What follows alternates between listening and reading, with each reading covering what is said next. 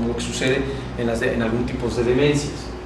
Ok, ¿cuál es la importancia del splicing alternativo o de la remoción de intrones? Que si bien alguien diría, bueno, oye, ya me dijiste que tienes 25.000 genes, entonces la respuesta inmediata es, tengo 25.000 proteínas, ¿no? O sea, sería la lógica. Bueno, resulta que no sucede eso. Entonces alguien dijo, oye, ¿cómo puede ser que a partir de 25.000 recetas yo debería tener 25.000 platillos, ¿no? Esa es la lógica. Pues resulta que no tenemos más. La respuesta está aquí. Observen cómo un gen tiene un exón, 2, 3 y 4. Entonces ustedes, dependiendo si quitan estos dos o quitan este, si observan que este no trae el rojo, este viene por ejemplo los 4, pero este ya no trae el verde y este no trae el primer azul. Entonces, a partir de un mismo gen, ustedes pueden generar un pool de proteínas con ciertas diferencias. Por eso nosotros le llamamos isoformas. Es bien conocido que tú tienes un infarto y te miden CPK-MB, que es la fracción cardíaca. O si tienes una distrofia muscular, te miden la CPK muscular. ¿Qué está sucediendo? Que estamos teniendo variantes de ese mismo gen con funciones distintas y que pueden ser tejido específico distinto. No es lo mismo el tipo de proteínas que va a expresar en un tejido que en otro. Y entonces eso nos llevaba a que, gracias al splicing alternativo, nosotros podemos tener 3 proteínas distintas partiendo de un mismo gen. Y eso nos da un abanico, un pool enorme de proteínas. Ahora vamos a un concepto. En teoría nosotros tenemos 46 cromosomas. 23 los recibimos de papá y 23 de mamá. Tenemos dos cromosomas del 1, 2 cromosomas del 2, 2 cromosomas del 3, 2 cromosomas del 4, ¿sí? Y así sucesivamente. Okay. Eso significa que, por así decirlo, tenemos 2 copias de cada gen. Esto no es universal, pero es en la mayoría de los casos. Entonces nosotros tenemos 2 copias para el gen. Ustedes van a leer en la bibliografía muy frecuentemente la palabra alelo. ¿Qué significa alelo? Es variantes del mismo gen. Voy a poner un ejemplo. El color de ojos. Todos tenemos gen para el color de ojos, todos los que estamos aquí.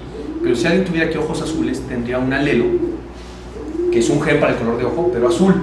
Si alguien hubiera con ojo verde, sigue teniendo el gen para el ojo verde, pero es una variante, un alelo que da el color verde, el que da el negro, el que da el café. No sé si me explico.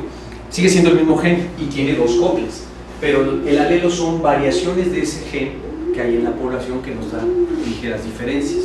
Entonces, por ejemplo, ustedes desde ese punto de vista pueden ser heterocigotos, tener un gen para el color azul y un gen para el color café.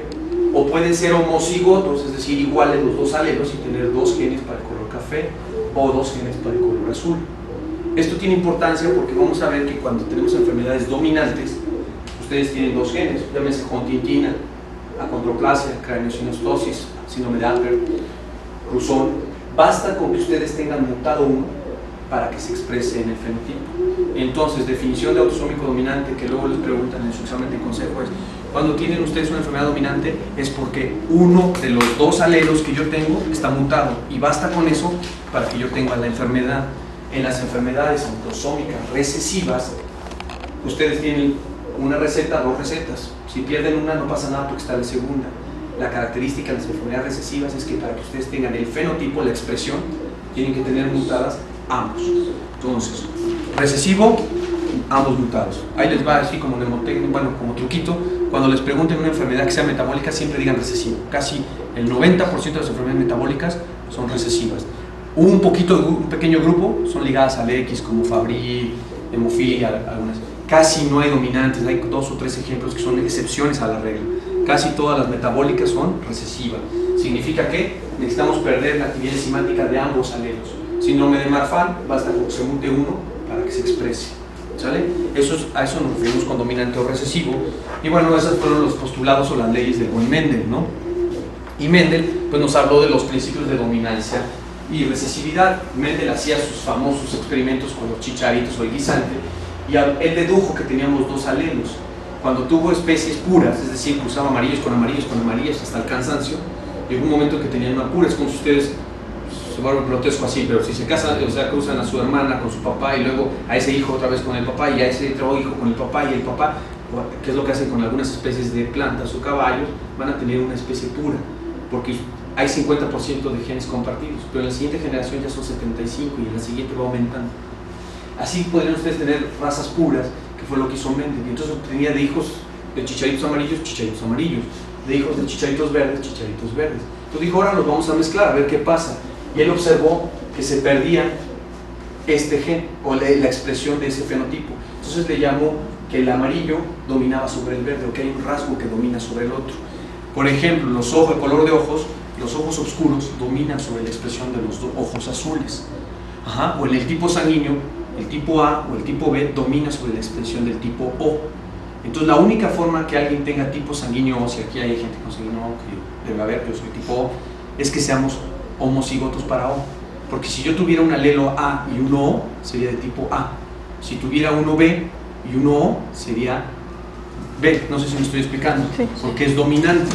Es decir, en los grupos sanguíneos se ejemplifica muy bien esto.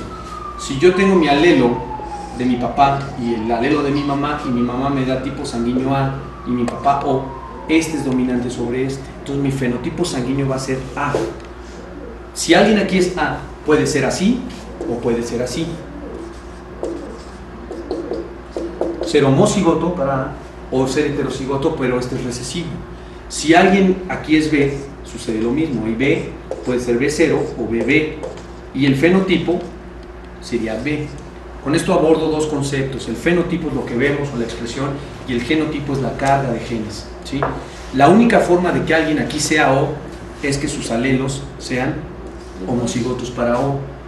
Puede haber alguien que es AB. Esa persona, como A y B equiparan fuerzas, se les llama que son codominantes. O sea, ninguno vence sobre el otro, y entonces la persona fenotípicamente AB tiene que tener alelo B y alelo A. Entonces me decía un alumno, oiga doctor, mi mamá es AB y mi papá es B y yo soy O. Pues ya engañaron allá al señor, ¿no? Porque él dice, mi mamá es AB, ajá, y mi papá era A, por ejemplo, ahí está, ¿no? Y yo soy O. Supongamos que el papá es A, podría ser así o así, ¿no? Y pudo haber sido que le diera el alelo O. Pero esta tiene AB, y si hubiera recibido A o B, porque no puede recibir los dos, el hijo tendría que ser A o B, pero él no puede ser O.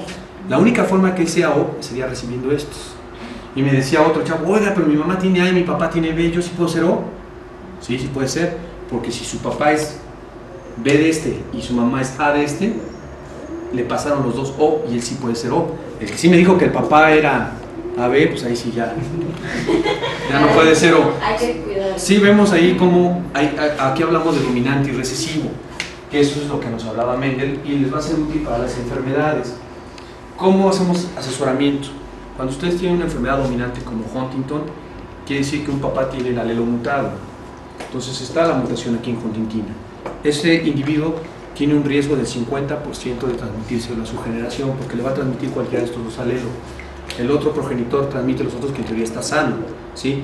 Ojo, nunca vayan a cometer el error, porque a mi compañero lo regañaron en su consejo. El 50% de sus hijos van a ser con Huntington y el 50% no. Exacto, el 50% es por evento. Puede tener 4 hijos con Huntington o tener 4 hijos sanos, ¿sí? Es como tener un volado. Puede caer 3, 2, claro, el 50% es en el riesgo de transmisión del alelo, no en la población que vamos a tener como descendencia, ¿sí? Eso aplica para las enfermedades autosómicas dominantes. ¿Qué aplica para las recesivas? El 25%, siempre y cuando asumiendo que ambos padres sean portadores. Entonces eso nos lleva a cómo se expresan los alelos. Aquí, por ejemplo, tenemos que el genotipo AA nos da blanquito y el genotipo BB ahí el gris. Y entonces aquí A es dominante sobre B, ¿sí lo ven? Esto es genotipo, esto es fenotipo.